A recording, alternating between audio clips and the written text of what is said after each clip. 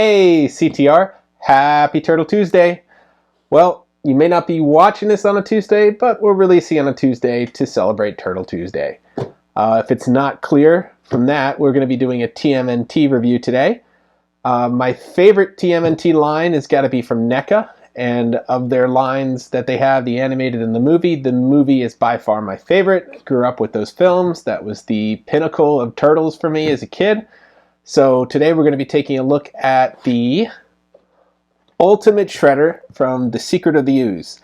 It's nice to have a new Shredder in the line. It's been a little while for Shredders. Honestly, it's been a while for any new NECA figure, so this is really great. So we'll take a look at this guy, and then we'll see how he stacks up to previous Shredders. NECA always puts a lot of energy and a lot of time into their box art. They always had this nice visage on the front of the character, looking a little dark in this case because it's Shredder. That's great. Then they always have a lot of product shots, and they put a lot of emphasis on the photography. So you can see some great call-out details, like his cape here. You could see him with some of his accessories on the back, with some of that nice shed they were hiding out in the background of it. So it's always great to see that product art and this sort of becomes a little display piece in its own. And it's always easy if you want to keep the boxes, which I do, to be able to put the figures back in them.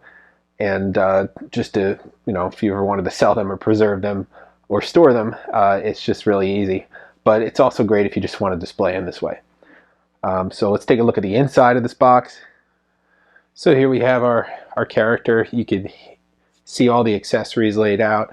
As with any NECA figure, he's going to come with a ton of hands, so box check there. He's got a few weapons from the film. He's got some accessories that were pretty major in the story as well, so we'll go through that and check if they really belong with this guy and aren't just thrown in there. So let's take a closer look and get into this box. Okay, so let's crack into this guy, see what he looks like. I don't like to struggle with these things on camera, so whoop, there we go. He was just kind of held in here with one band across his waist. Easy to just take that off. The cape draped through the back, and I've seen this with the other Shredders. They have it in a little plastic bag to preserve it, so that's really nice. Already could see some great detailing on him. They captured that jagged helmet, which we saw at the beginning of the movie, where he took his helmet from the previous one after it was damaged. This is from the accessory pack, and he just kind of sharpened it along a saw to give it these jagged edges, which is pretty cool. You can still see the chainmail on the top, but then it has this additional layered detailing he put on or added to fix sort of the damage or the bent. You can see the chainmail still underneath, so it's a nice little extra detail that they kept it layered. Of course, he has his all new costume in this one as opposed to the last film, so that's pretty nice. It was kind of a weird design choice in the film that they didn't have the sort of the claw on this side that they had in the first movie. I checked again through the whole film, they don't have that little dual blade extension, so that's kind of disappointing. Let's see if his face, I think, should come off just like it does on the other figures. With a little effort you can maneuver it out. Yep, there we go. You get that beautiful face of his. So let's take a look at the other accessories we got. Balances pretty well, that's always good. So it comes with the giant flower, which of course was kind of pivotal to the story, showing that the mutagen can make things grow. The ooze still existed. One of the foot soldiers brought it to him, who was also April's cameraman. So that's nice that it includes that. So that is an accessory from the film. Here's the TGRI Ooze canister. This was also a major part of the plot. This was captured by Tatsu and then brought to Shredder. So he did indeed hold this in the movie as well. Let's see if he has a hand that could actually hold this. There we go. So on this side we got a bunch of weapons. And most of these hands are pretty narrow. I don't think you're going to get an ooze canister in any of these. Maybe in the wide hand.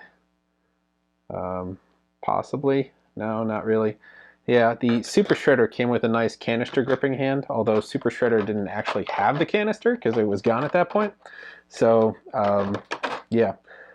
So then he has a katana here with a sheath. I don't remember that from the film at all. So this is kind of, I think, a bonus accessory.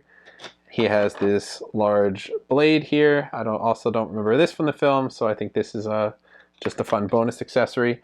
And then lastly, he has the little Ooze vial, which he did indeed have in the film. He used this specific vial at the end when he took a hostage during the dance club scene. Here we go. Yep, this fits nicely in this hand. And then he ended up drinking it to become Super Shredder. So before we do some close-ups here, let's get Nick's hand test to see how the hands go. We do this in all of our characters and all of our videos to make sure that these things work without breaking. Now, oh, okay, this was easy. In the past, I've had an issue where I've taken NECA hands out and they break at this joint where the articulation point meets the wrist, and the hands end up peeling off of that little circle here and they break it. So in this case, that didn't happen, so that's good. It gets kind of annoying when it happens frequently, and then you have to kind of try to maneuver them back in and maybe glue them together if you want to preserve it.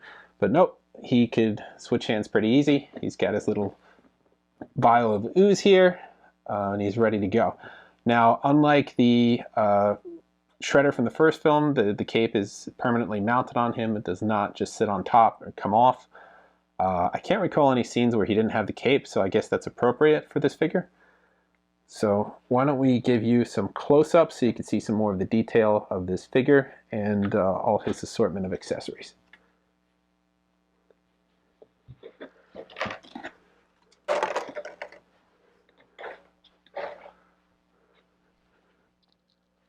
So you can really see that great detailing here, particularly on the mask, where they have that transparent screen where you can still see his face underneath, so that's really appreciated instead of just doing a solid block. I mean, NECA always has that kind of high level of detail. Just look at the cape, you get a ton of detailing on that as well. And he's holding his giant flower here, or I guess it was a dandelion. So they really did a nice job on that with a lot of individual little petals, a lot of layered coloring in it. So great paint applications all around.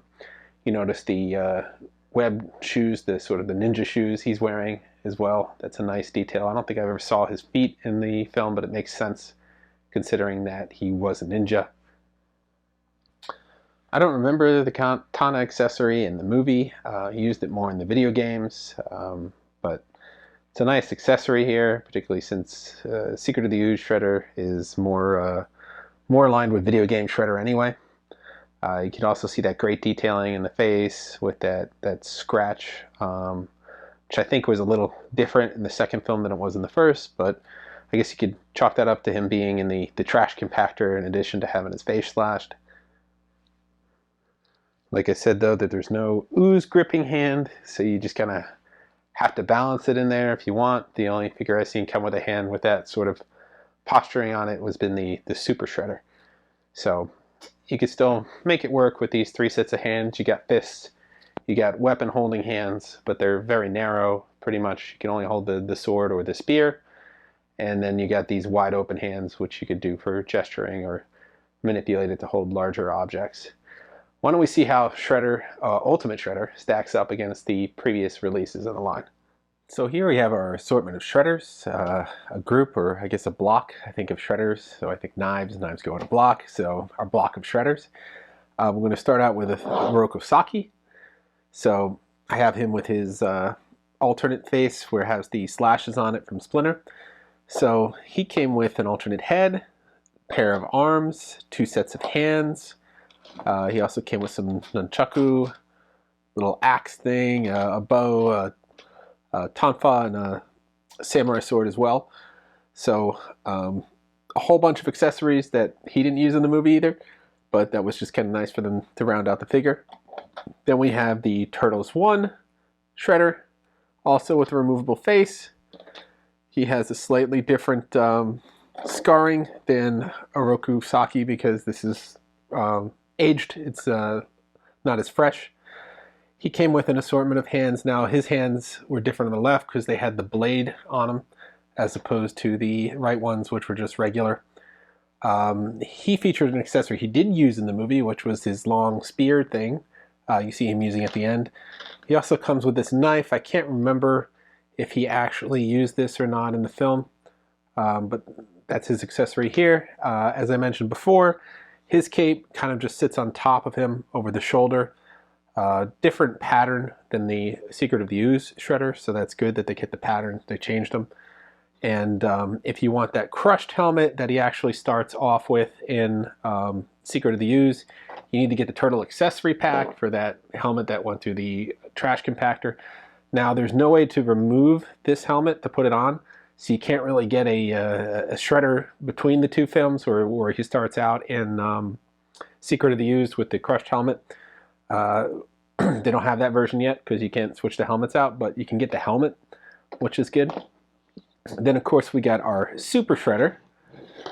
Now, Super Shredder comes with this giant spear, which he didn't use in the film. He just had his hands, and he was just kind of knocking things over. So Super Shredder has alternate hands as well. And as I mentioned before, he has that hand that could hold the ooze canister. Now, he didn't actually have an ooze canister in the film. He had drank the vial at that point. The ooze canister was mostly depleted. What's interesting about this ooze canister, it looks like it's empty as opposed to the one that comes with the Ultimate Shredder, which is still kind of full. So that's a nice detail that they were able to capture in there. His cape is also different, which is, I don't know if Ooze transforms clothes, but I guess it does because it went from the silver to this reflective rainbow. So that's basically the line of shredders we have right now for the NECA film. And then, of course, we have the newest Ultimate Shredder, and his face is much different, but I think that's also due to him having gone through the trash compactor to change the face. So you can see right here that we have our assortment of heads from freshest injury to newest injury. And then, of course, the Super Shredder one on the left, you can't take the mask off. It didn't in the film, so you never got to see the face underneath, but you could see a lot of mutation going on in the face. So that is basically what we're looking at there. Here's our boy rolling in with his crew. I'll leave you with this shot here of a whole bunch of Foot Clan. Of course, you have to have the Foot Clan.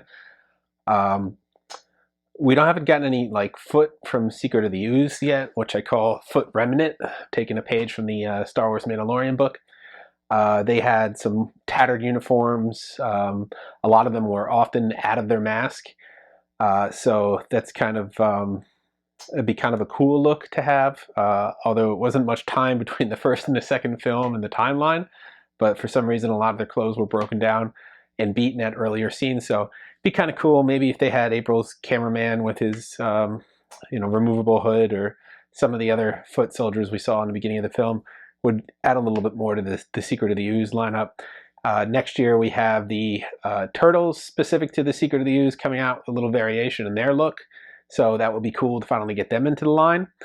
We have a reissue of Toko and Razor, which I missed the first time around, so we'll get to see what those look like as well. That'd be awesome.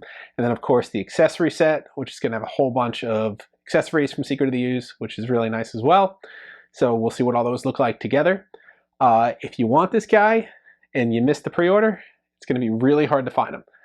He's just starting to pop up in some Walmarts. If you're lucky, you can try to find him in their entertainment section, which isn't in the toy aisle anymore. It's usually in the movies and video games section. So you could try to find him there. Otherwise, you're going to end up paying 2 to 3 times his value on the secondary. So that's kind of the thing. Like, NECA is really good at pre-orders. They keep them open for a while. And you can get that pre-order, except when it's an exclusive. Once they sell out, they're gone, and then you're not going to find them. He was delayed a long time because of the global shipping delays right now, but he's finally just starting to hit the shelves.